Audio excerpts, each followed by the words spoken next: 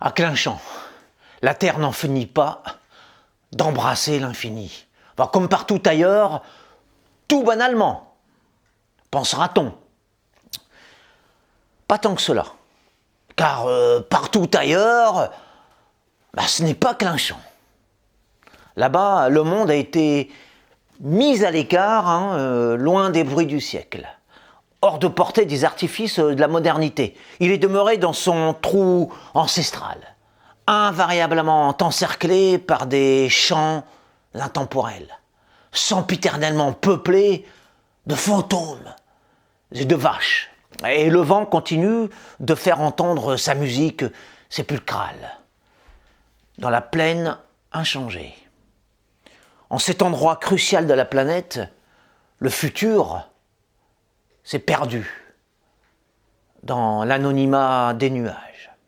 Et l'horizon est un rêve aussi lourd que la pierre des chemins désertés. La vie est assez vaste et vague pour que les corbeaux s'y évadent de la naissance à l'éternité. Tout ce qui vole dans ce ciel sans nom est sombre, et tout ce qui est enraciné est statufié. Ou mort, enfin peu importe, car tout aile déployée, tout pied enlisé emmène vers d'autres espaces, ouvre des portes surprenantes, donne accès à des vues lointaines. Les brumes de cet univers à part sont fatales aux citadins dénués de repères, mortelles pour les égarés restés attachés à leurs souvenirs de caniche, sinistres pour les adeptes de futilité en mal de paillettes.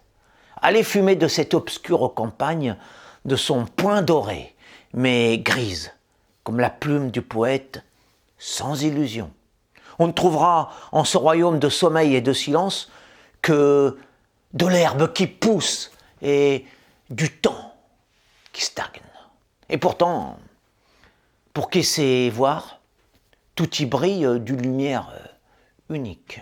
En effet, au fond de ce gouffre de verdure, la poussière des fossés se mêle à la clarté du soleil pour mieux inspirer les bardes et les vagabonds qui n'accordent plus d'importance aux lourdeurs rutilantes de la ville. Et les routes d'ennui s'allient aux jours ordinaires avec leurs humbles promesses de paix. Les heures qui s'y écoulent sont autant de voiles gonflées d'air, voguant sur un océan oublié. Pareils à des vaisseaux, chargés des trésors de l'azur, partis dans un grand voyage vers le passé. Ah, c'était mon 44e texte sur Clinchamp.